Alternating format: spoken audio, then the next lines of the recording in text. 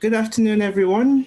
Welcome to this event. I'm pleased that you've been able to join in to this event, and it's a combination of a month-long dialogue on the Common Futures Conversation online platform. So on the platform, young minds have been crowdsourcing ideas for sustainably managing waste. So I'm sure most of you agree with me that waste management is one of the biggest challenges we face in the 21st century as a world, which is shared both by developed world and the developing world. And it's important that we have all hands on deck as we try to tackle this problem. Some will argue that this challenge is exacerbated in low and middle income countries because of the lack of infrastructure. So today, I'm glad that we have people that represent both developed world and the developing world. So we have people from Africa and people from Europe. And we have experts that will be sharing on their experiences on working both in Europe and in the developing world. So just on how the event will be, we will be hearing the ideas that have been developed over the last month on the platform. And then we'll also be hearing from experts who will be presenting what they are doing and what's happening, what the state of the art is. So we have two experts. One is Olayide Olushola, who is from the Division of Environment, Climate Change, Water and Land Management at the African Union Commission. And we also have Zoe, who is Head of Programs and Engagement for WasteAid. WasteAid is an independent UK charity which has been set up by waste management professionals to share practical and low-cost waste management know-how with communities in low-income countries. So I think it's quite important that we hear from the participants, and we'll be hearing about waste management in a wide range of areas. So covering places like food, fashion, packaging, as well as the use of digital tools. And then the panel of experts will give you some feedback, and we'll have a question and answer sessions, and then we'll have a close. I'm positive that we will find this event insightful and quite interesting. So I look forward to hearing your contributions. So without much further ado, we will hand over to Zoe. Could you please carry on? Certainly, thank you very much, and thanks, Olayide. I was enjoying listening to you for what I could hear, so very much hoping that you'll be able to rejoin us shortly. So yeah, thank you very much, Muyiwa. I'll pick up from here with my short presentation. Thank you very much to the Chatham House Common Futures Group for inviting me here today. My name is Zoe Lenkovich. I'm from the UK, and I'm Head of Programs and Engagement at a small NGO called WasteAid. We share recycling and waste management skills around the world, particularly in lower income countries, because primarily, I suppose, we recognise that the main benefits of a decent waste management system are things like protecting public health, preventing climate change emissions, preventing plastic pollution of land and the oceans, and all of these goals can be much better achieved in a very cost-effective way with decent waste management. We're going to be talking over the next hour on ways to reduce and sustainably manage waste, and I understand that the participants have been giving this topic some thought over recent weeks. So really looking forward to hearing the different ideas that you've come up with. So talking with the organisers, they first asked me to kind of discuss a little bit about how waste management in Europe to African countries. So I wanted to start with just some classic images of how plastic waste is collected from households in England. So top right picture here, we have a collection truck with different compartments for different materials. So you can see some little black holes there, probably for glass bottles. They'll have sections for paper and other sections for plastic. So that plastic will be collected and delivered to top right, to a sorting facility like this, a materials recovery facility. The different kinds of plastics would be sorted. We then go to the bottom left, where you can see all of the these plastic bottles baled and ready to go to a recycling facility. And finally on the right, where that plastic has been reprocessed and turned back into pellets for making new products from. So in a kind of an ideal world, when recycling is working very efficiently, this is the kind of things that we see.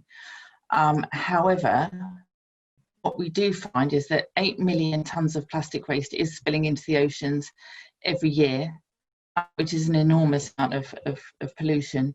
And most of that is from lower income countries. So I think for people from European countries, sometimes it can be difficult to imagine how so much plastic is leaking into the oceans. So I'm just going to take you to the streets of Douala in Cameroon. This is a typical site in many African towns and cities, not just Africa either. It's anywhere that doesn't have a comprehensive waste management system. So you can see the litter here just at the side of the road, all completely mixed, organic waste mixed with recyclable plastics, non-recyclable plastics, probably other bits and pieces in there as well.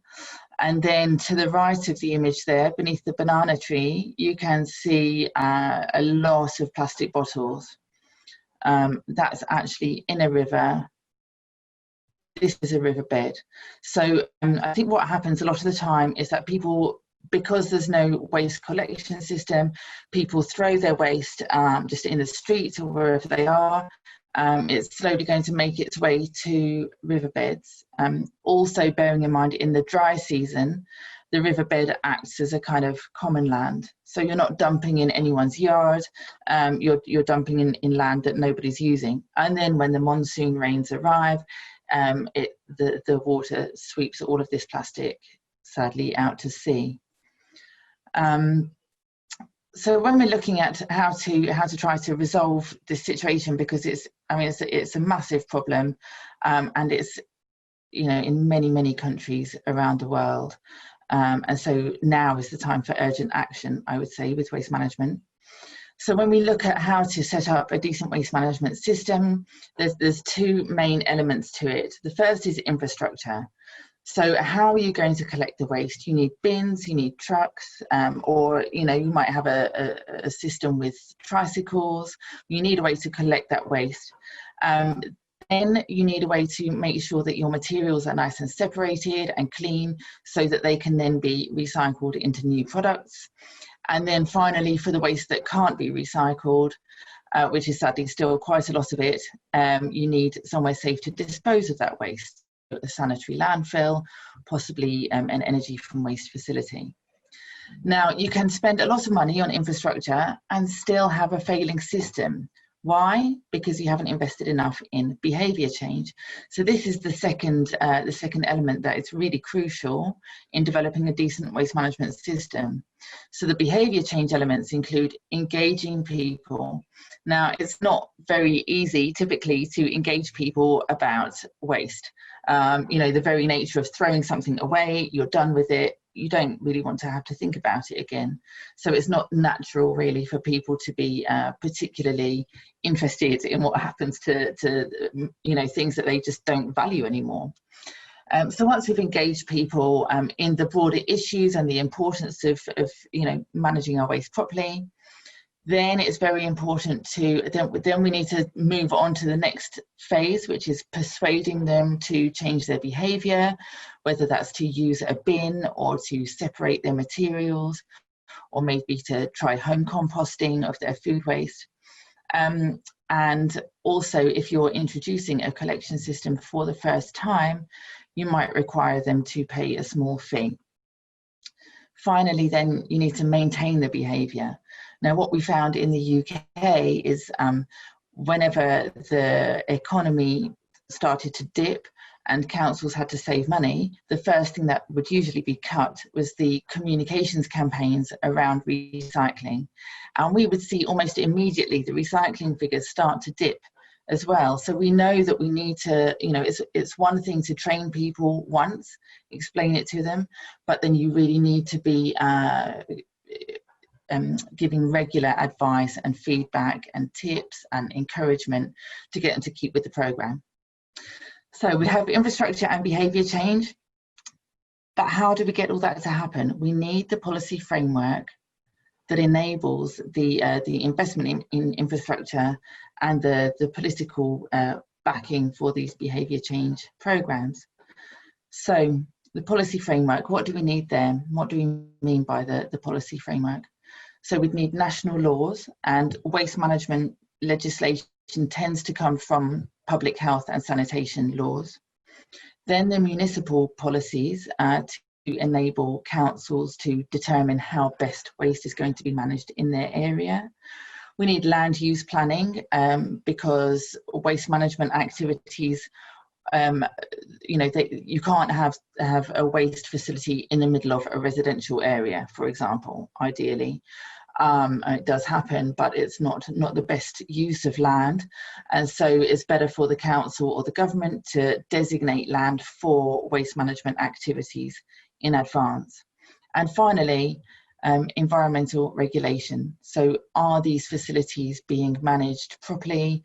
Are we making sure that we are actually preventing pollution with the waste management activities that we are undertaking? And in amongst this policy framework, each of these elements will set out people's responsibilities. So the responsibility of government, of councils, of private businesses, and maybe the community sector if they're active as well. And then waste producers. Who are waste producers? We all are.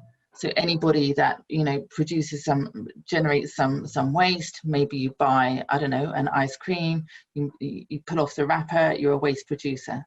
And that goes all the way up to big businesses and industry producing a lot of, you know, sometimes very complex or hazardous waste. And finally, the waste operators. So it could be an informal waste picker. It could be somebody driving a truck doing collections. It could be the people running recycling facilities or managing landfill sites. So there's quite a lot of variety in the world of waste. And at the moment, it is quite a hot topic, I think, in part because of the plastic pollution crisis, coupled with the climate crisis. You know, it's really, for the first time in my 20-year career in waste management, it is finally reaching, you know, priority level, which is great to see. So I'm going to focus on two areas now where I see innovation taking place in quite exciting ways. So the first we can look at is in recycling. Extended producer responsibility. So this comes back to the responsibilities line. Who is responsible for waste and for managing it? Is it the brands, for example, the companies that are putting these products on the market? And how can we really engage them and get them to, you know, at what level should companies be paying for cleaning up the waste that their products are generating?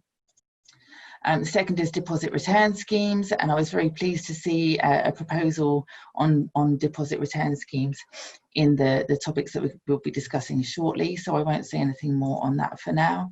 And finally, product innovation, so making new products from recycled materials so that we can create that demand for the material, which enables collection services to be paid for and that sort of thing.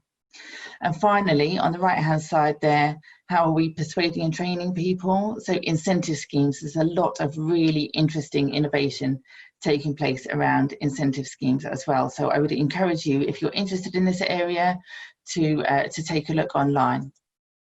I'll just whiz through the last few slides very quickly.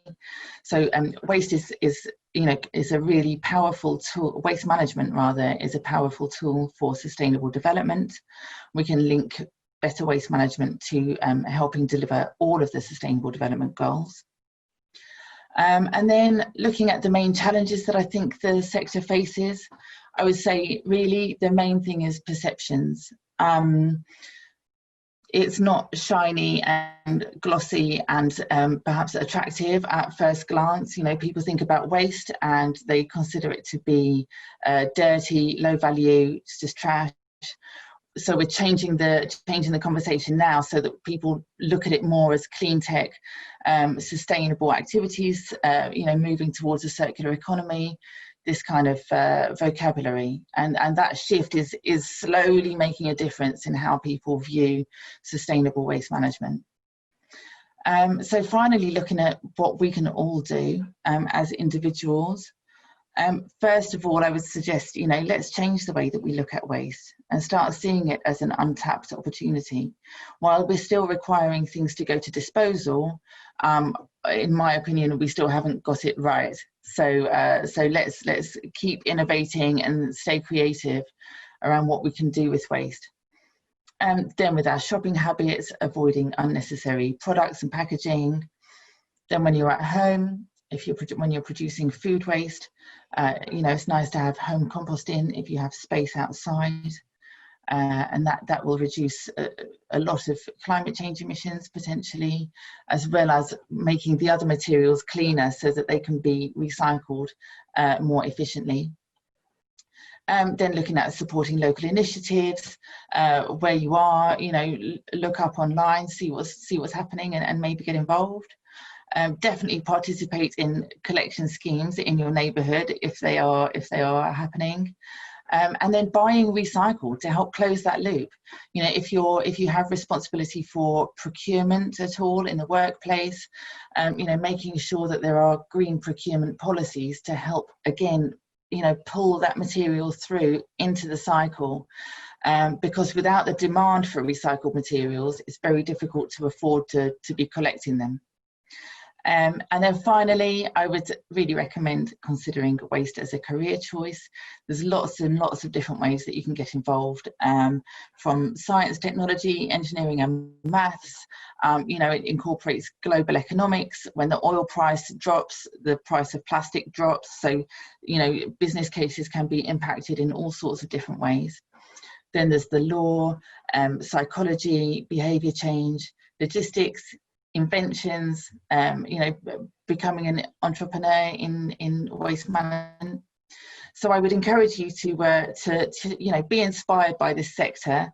It's changing rapidly and it's got a really big future, and there's lots and lots of opportunity for young professionals to get involved and make a positive impact. So I'm going to leave it there. I look forward to hearing your questions, seeing your proposals, and if anybody wants to get in touch or find out more about WasteAid, the information's on this slide. So I'll say thank you very much once again for having me, and I'll pass back to Muyiwa. Thank you. Thank you very much, Zoe. Very insightful presentation. I'm sure we'll have lots of questions at the end. So now we will move on to presentations from the participants at the Common Futures Conversations. So we have 3 presenters today. Firstly, we will have Tobiah, and then secondly, we will have Gift from Kenya, and then thirdly, Laura will be presenting. So in that order, presenters will give us a 3-minute presentation of their ideas, and then we'll have a feedback from the experts. Okay, so Tobiah. Hi, everyone. My name is Tobias Pampatti. I'm a PhD candidate at the University of Geneva in neuroscience. So I will be presenting to you my idea, which is called Not So Fast Fashion, which I've developed in a conversation with community members Samantha Gordine and Marwa Hagi. And the idea that I want to tackle is the concept of fast fashion, which is the overproduction and overconsumption of clothing items. The reason why I'm interested in this is because the fashion industry contributes to 10% of the global CO2 emission and is the second largest consumer of water. And in specific, my own home country, Italy, produces 7.7 kilograms of textile waste per person each year.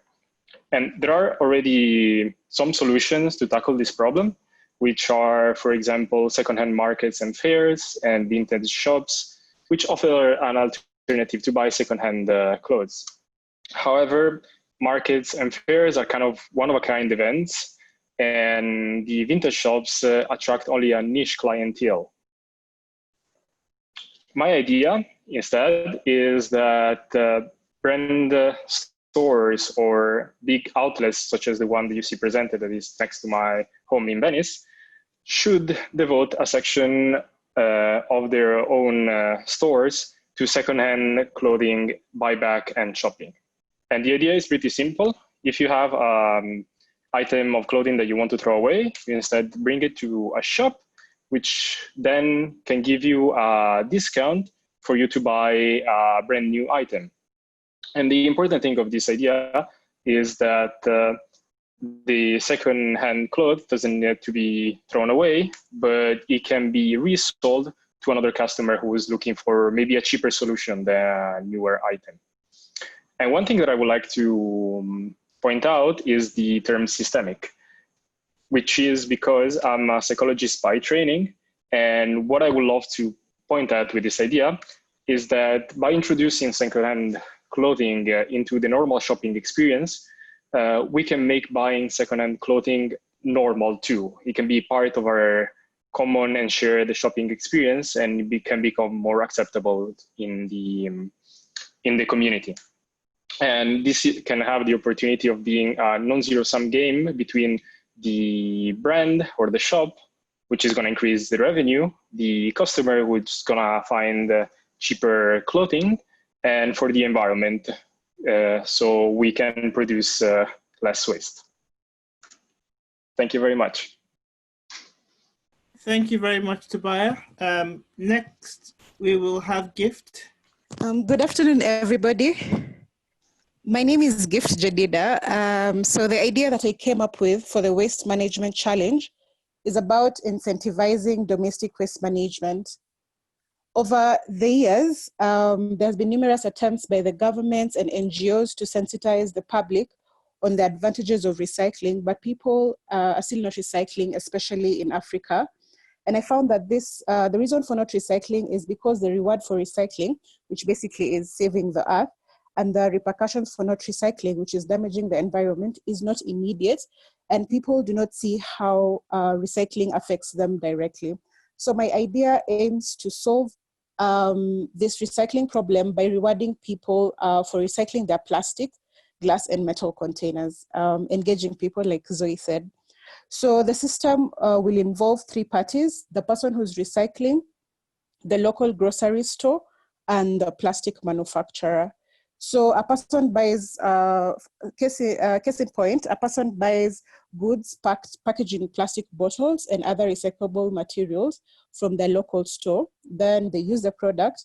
Then once the product in the bottle runs out, they take the product back to the grocery store where they bought it. And in the grocery store, the system that has recycle bins.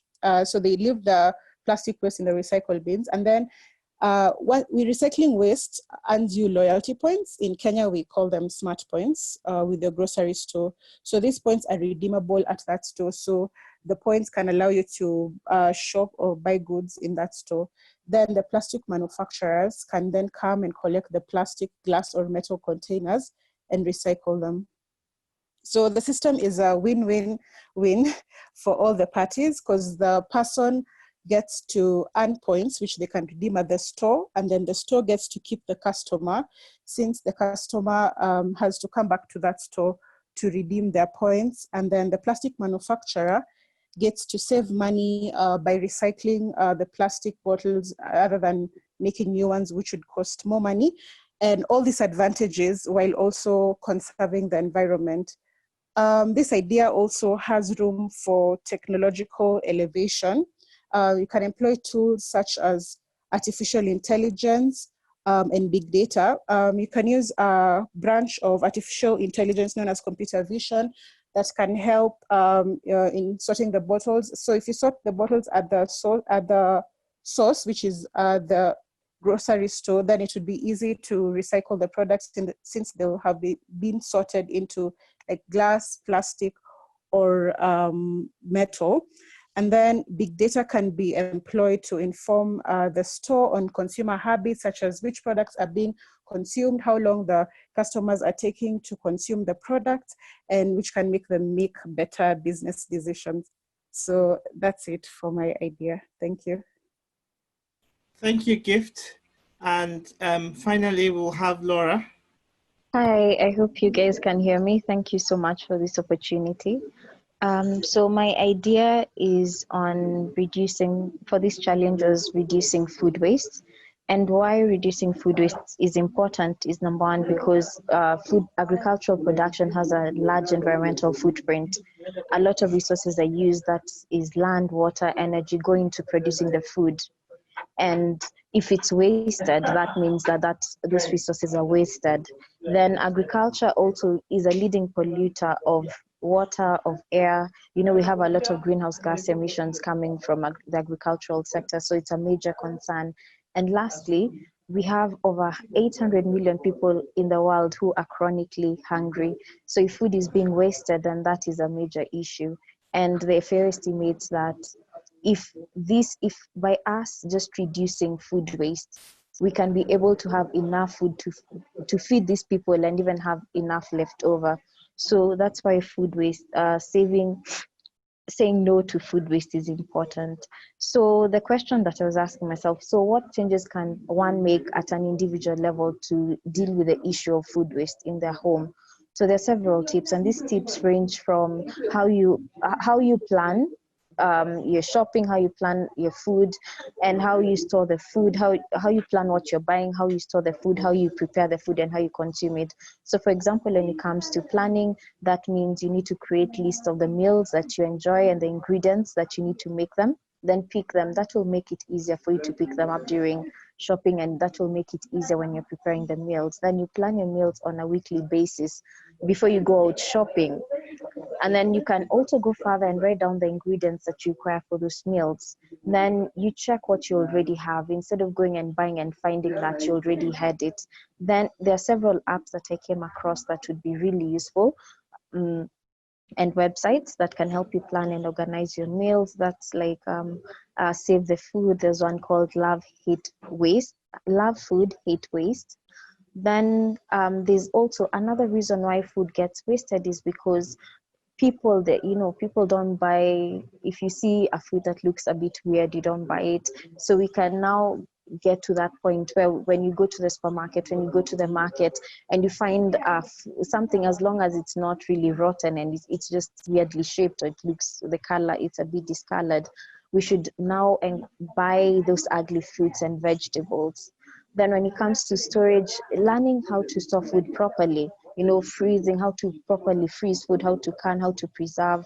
Then storing food separately. There's some foods that maybe if you go bad really fast, so it's important to be able to recognize that. Then preparation, when it comes to preparation tips, the tips that I could give is now like now after going out for shopping, you prepare the food, like washing, drying, chopping, batch cooking, and then storing for later so that you can just bring it out and then maybe microwave it. Now when it comes to consumption, we have a lot of leftovers that come after we prepare our food, so we can use these leftovers to create other recipes like smoothies, soups, like purees, jams, and things like that. So there are several apps out there and websites that can help you do that if you want to look for recipes for leftovers, such as Love Your Leftovers. And then also at an individual level or at a family level, you can just plan, maybe have one night to eat leftovers every week. Like for example, in our home, we don't make lunch. Like for example, if you cooked dinner, the leftovers from dinner is what we'll take for lunch. Then also it's important for us to learn how to understand the differences between dates, the various dates that are used on food, like expiration dates, like the best buy, sell by, and use by dates, because these are quite different. So I think you can all see that there's a huge benefit that can be there's a huge benefit in reducing food waste, learning these tips and working towards reducing food waste at our homes. And that means we need to educate people. We need to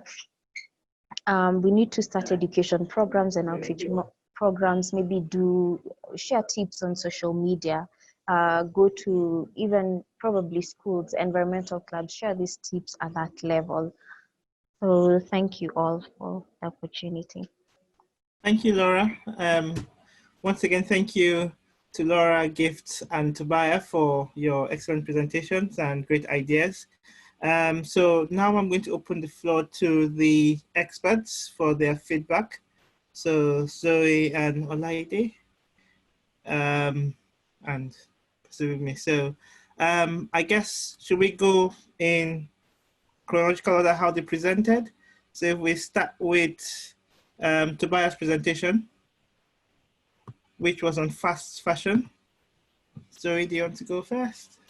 Sure, thanks very much. So first of all, congratulations to Tobiah and team. I thought it was a really, really well put together idea and presentation, and I enjoyed reading the summary previously as well.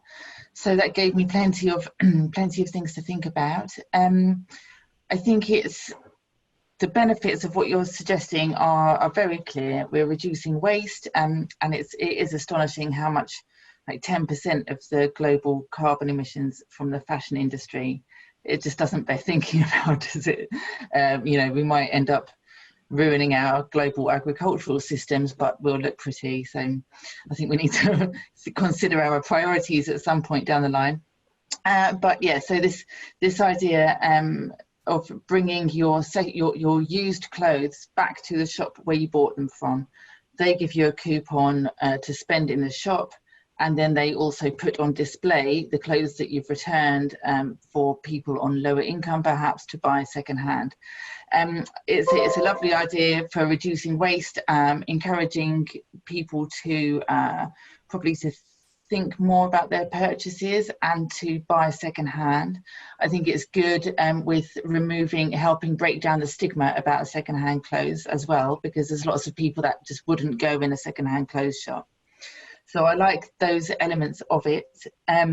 Some areas that I thought might need further consideration are that these big high street stores, often their clothes are not very good quality. So, you know, you buy something for a small amount of money, you wear it 2 or 3 times, it goes through the washing machine a few times, and suddenly it just doesn't look good anymore.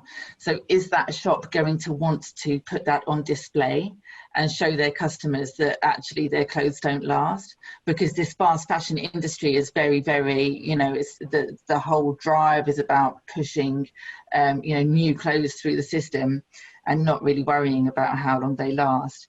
So I think culturally, dealing with the big shops, you might have some interesting conversations there, persuading them that they want to display their older clothes within their shops.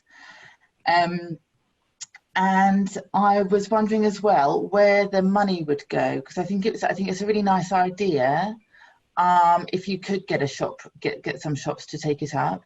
But then I was wondering, like, okay, so if I buy, maybe if I come and buy secondhand, could the money from that be donated towards either a local charity or maybe to a charity that works in Bangladesh or wherever the clothes are being made to support the workers there? So I think it's a great starting point for an idea, and yeah, hopefully those ideas, you know, my suggestions for further consideration will be helpful for you. So thanks very much. That's it from me on that one. I thought it was a great presentation as well. I like the idea. I think the only thing I wanted to ask to consider I know that it looks more like a European-centric solution. I don't know if you're considering it in the context of developing world, and what are the peculiarities for the developing world that might need to be considered. So for example, firstly, I think there's also, I know in Europe, people put their clothes in charity boxes and the likes. And I think some of those are shipped to Africa or developing countries and sold as secondhand. The other question is, does that have an impact on that? Or also, what are the social implications of the whole, how do you make it cool? In other words, yeah, I think these are just some things. It's a great idea, but I think there are some things you just need to consider generally. So if you want to go on with Gift's presentation. Sure, thank you. So yeah, congratulations, Gift. I thought that was a very good presentation as well. Really enjoyed hearing about your proposed scheme for effectively a deposit return scheme, I think we're talking about.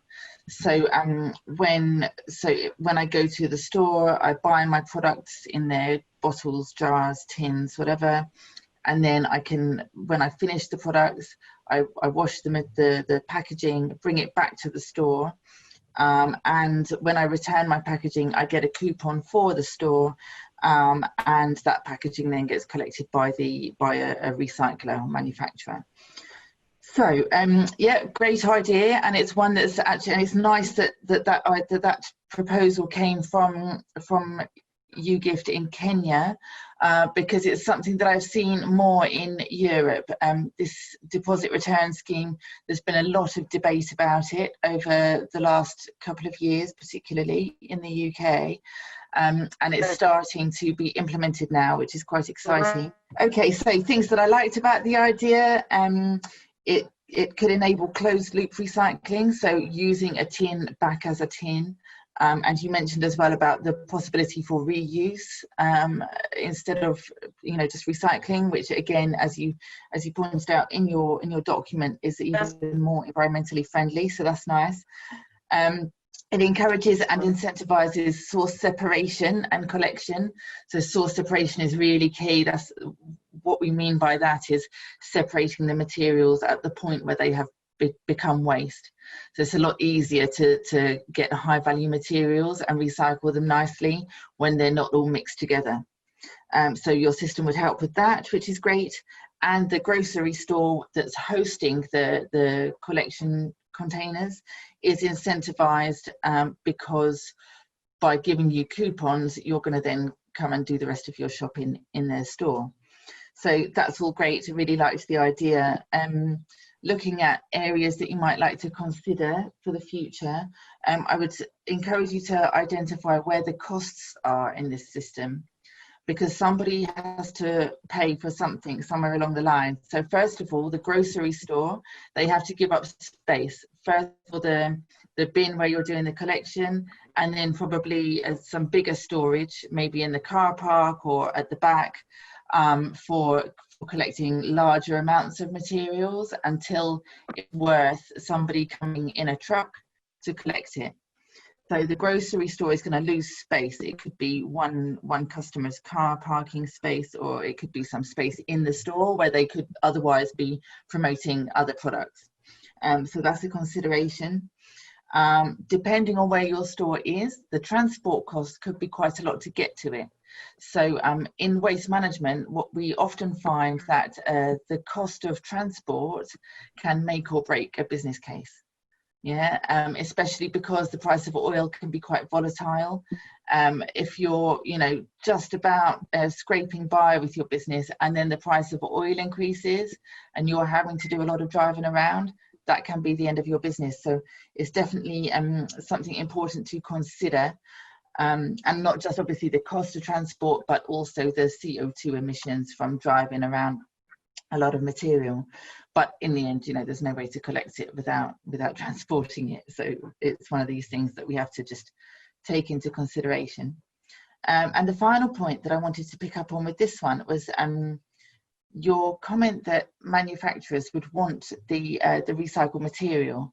Now, in an ideal world, yes, they would want it, but what we find in reality is that it's often easier and cheaper for manufacturers to use virgin, so like brand new plastic. It's a lot lower risk for them. The price is often cheaper because it's come straight from the oil companies and hasn't already gone through the process of being a bottle, being returned to the store, being washed and sorted and melted and all this kind of thing. So sometimes the recycled plastic can be more expensive and lower quality than the virgin plastic. So what I would recommend to make sure that there's the market for your recycled materials would be perhaps to get a commitment from the recycler or from the manufacturer that they will buy that material for a fair price, and that way you can make sure that your system is financially sustainable. Thank you very much, Zoe. Good. I also thought it was a great presentation. I think it reminds me of, I think that's how, for example, glass bottles, so beverages in glass bottles are still done in some parts of Africa. So you buy your drinks and then you have to return that. I think the only thing I wanted to say that you could consider going forward was the informal sector. So as Zoe highlighted, the manufacturers may not be the best people to want that. But however, there's a vibrant, will I say, informal waste sector that deal with collection and processing and selling to recyclers. And I think there are a few organizations that you might want to look up. So for example, in Kenya, I know there's Mr. Green Africa. In Nigeria, there's Recyclers, there's Recycle Points. So there are a few people who use technology to streamline this sort of collections. I know it's slightly different from taking it back to the store, but I'm thinking that if you want to tackle some of the things that Zoe has highlighted, like space, logistics, and the likes, perhaps it might be worth engaging people who already deal with this, and how do you make them more efficient in collecting the households, and how do you transfer that incentives to that point? Okay, thank you. Ms. Olayide, if you have any comments, just type them in the comments in the chat box. So finally, last but not least, Zoe, if you could give us some feedback on Laura's presentation on food. Of course, yeah, thank you. So yeah, well done, Laura. Another really, really good presentation. Nice, it's clearly well thought through, and listening to all your ideas for preserving food, it was actually making me quite hungry with the talk of smoothies and soups, and I realised, oh, it's lunchtime. So no, very well done with that. So you picked up on some really important points around food security, particularly now, you know, while countries are dealing with COVID as well, the food security situation is not going to be looking good over the next year or two, from what we've been reading. And I think it's very important, as you say, that food waste is reduced from farm to fork, and all the different, you know, the different times when that can happen. So looking at your proposal, I'm familiar with the Love Food, Hate Waste program in the UK, and I think it was you know, very effective. So that got me thinking how you could tailor it for the Kenyan market, you know, for your, you know, making it very locally appropriate. So making sure that you're talking about the kind of foods and meals that local people would be preparing. And then also thinking carefully about the different channels of communication. So you mentioned social media, which is, of course, you know, possibly the most important channel these days.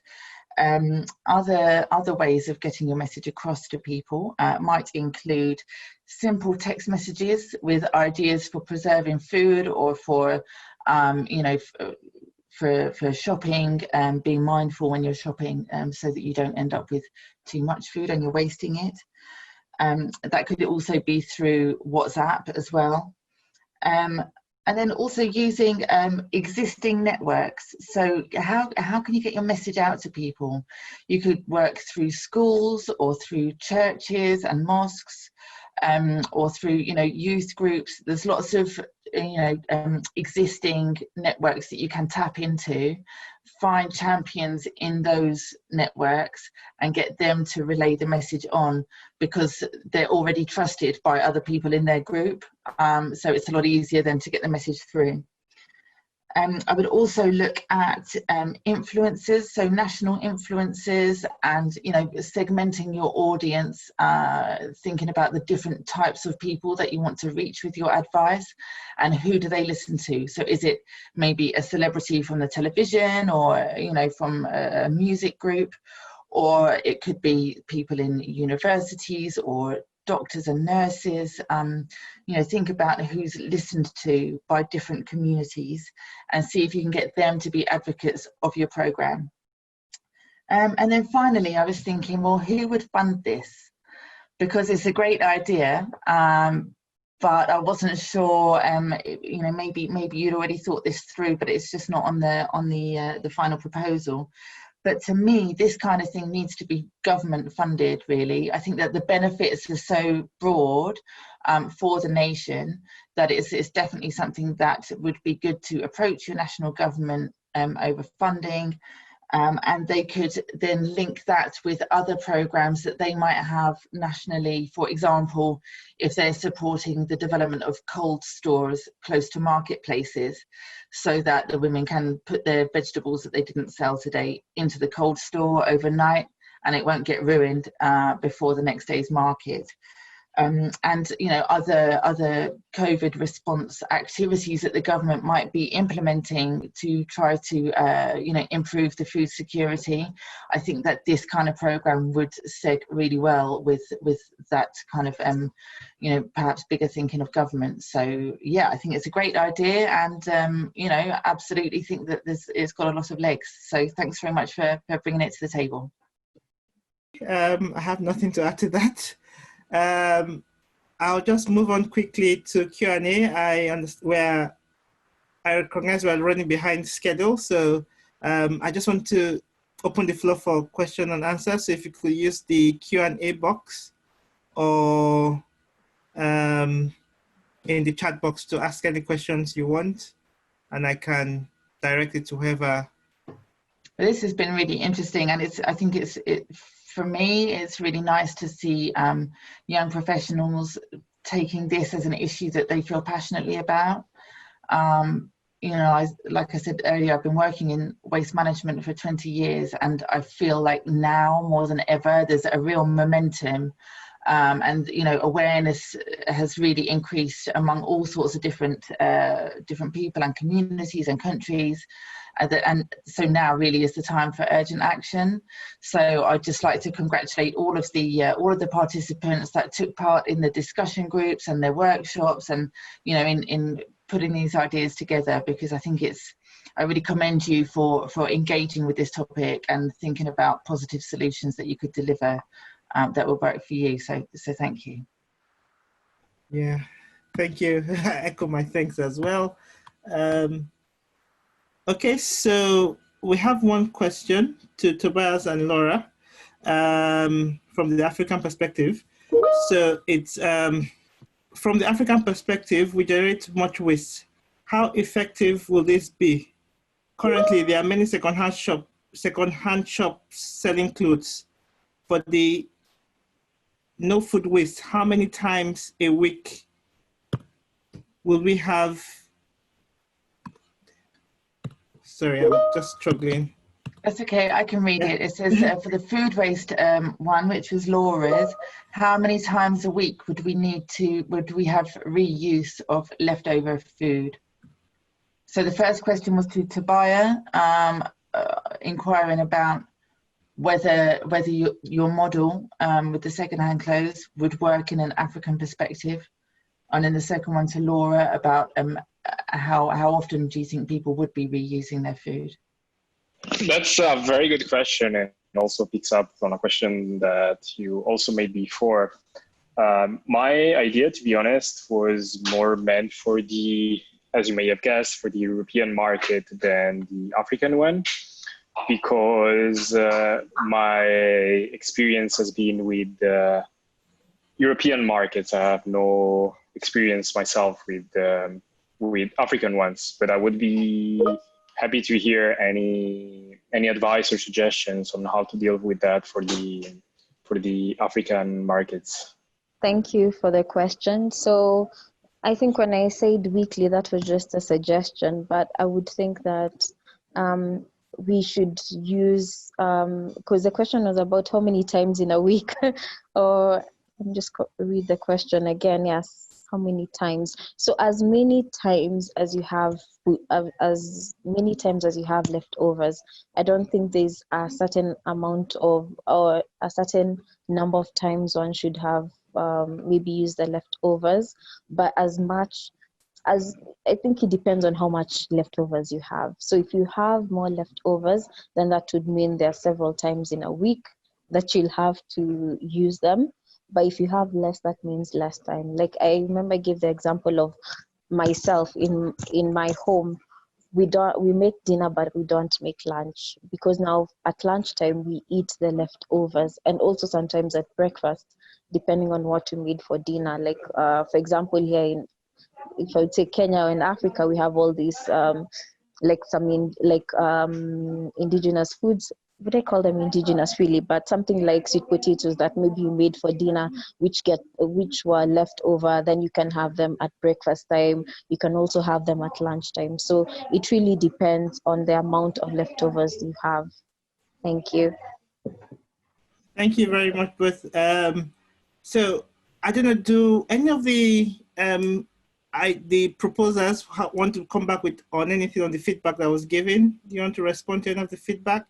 So thank you so much, Zoe, for the feedback. That is really great. I love the ideas that you gave me about tailoring the message to the Kenyan context and looking at the channels the various channels, the communication channels, and that's something that I'm actually going to start working on.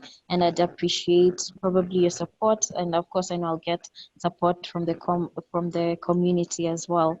So the thing that I wanted to ask, or is it really a question, or maybe put across, was also the idea, when I was doing this research, I came across some apps, some information talking about some apps which are used in the European context. And basically that's at the maybe supermarket and restaurant level, where there are various apps that some supermarkets have, and they're connected to local charities. So when they have food waste, they just inform them and then they pick that up. So I wanted to know your ideas on how something like that, how that can be, would I say, downscaled at the Kenyan level in terms of developing such kind of an app, because I know it's not that, I'm really trying to find the correct words, okay. But I really want to know how you'd advise me to go about developing such kind of an app. Would you advise me maybe to approach the same companies that had developed the app in Europe, or try and look at something at the local level? Okay, thanks, Laura. I think it's a really, really good question. And yeah, food redistribution from supermarkets to communities in need is a massive area, especially during times of economic downturn. They really come into their own, hugely valuable in stopping people going hungry. So I think I'm really pleased to hear that you're interested in that area and that you're thinking about it. I would suggest that you don't need an app to get started. What you need to do is the relationship building between the supermarkets and you need to set up or find an organisation that would actually do the redistribution of the food. So you have the three parties. You have the supermarkets, you have your distribution network, and then you have the communities in need. So the people working at the redistribution network, they're well connected with the different community leaders that can get the food to the people that need it. And then the distribution network staff are connected to the supermarkets. So, and they could have like you can arrange a regular collection, maybe like every Sunday or whatever, or you could have it that when the supermarket has a line of food that's about to, you know, go out of date or something, they can just send a simple text message and a driver will come and collect it. Or even better, if you can get them to deliver it, and then you're not having to pay for the transport costs. And then it's a case that you would need some space, like a small warehouse or something like this, for organising the food, because some things will be perishable and you need to move them quickly to the people in need, and other things will be, you know, more long life and can be stored for longer. So you need somewhere, a warehouse where you can sort the food and then you know, transport it out to the various community leaders that you're connected with. So I think that's the general way that it would work. And whether you need an app or not, I would suggest maybe you don't need an app. I think there's a temptation at the moment, sometimes people, you know, app is the first thing that people think of, but you know, we never had them before and we managed. So I think that with this kind of thing, it's more about the relationship building and logistics. That's where I would focus first of all. Muyiwa, do you have anything to add to that? No. Thanks. Thank you. Thanks, Laura, and good luck. Thank you, Zoe. Thank you, Laura. And do keep in touch. Tobiah, do you have anything or gift? Any response to the feedback? Thank you very much, Zoe and Moyo, for your feedback. It was really insightful. When I was coming up with the idea, I hadn't even thought about storage and space for the waste, but that has been very insightful. Perhaps if I had a question, I'd ask, as Zoe has pointed out, about technology and waste management. What are your thoughts on that? And I'm not seeing, I feel like there's a lot of space for us to incorporate technology in waste management, but for instance, in Kenya, I'm not seeing people using technology as much as I think it would help. So I don't know what would be your thoughts on, is it necessary really, or what potential does technology have in waste management? Thank you. Okay, thank you, Gift. Really, really good question, and particularly in the context of a group where half of the participants are European and half are in Africa. So I would say from my experience, so obviously in Europe we use technology a lot more in waste management, and that's increasing all the time. You know, now we're using robots to sort and separate waste even. You know, it's really some quite high-tech stuff. Is it really needed? Well, I think the reason that technology is popular in Europe is because wages are relatively high. So it can cost, you know, it's cheaper basically to put a machine in than it is to pay some people to come in every day and do the work. Whereas if you look at the economy in many African countries where you have much higher unemployment, so labour is cheaper. So why would you use technology when you could be employing people? You know, also if the technology hasn't been, you know, developed in that African country or nearby, who's going to be able to, you know, who's going to be able to fix it if it breaks? How are you going to keep it maintained? Are you going to be able to get replacement parts? All this kind of thing. I think, again, there's, you know, I don't think that necessarily the European waste management model is what's most appropriate for Africa. And I think that African countries have a really good opportunity right now to grow sustainable waste management in the most appropriate way for their country, and not feel that they have to try to replicate a model that works in a quite different economy. So yeah, I think it's a really, really good question. And I think that while I'm excited about the technologies that are going to come from Africans, you know, to solve the problems that you face in your own countries. I think that's where the really exciting innovations are going to be. Thanks.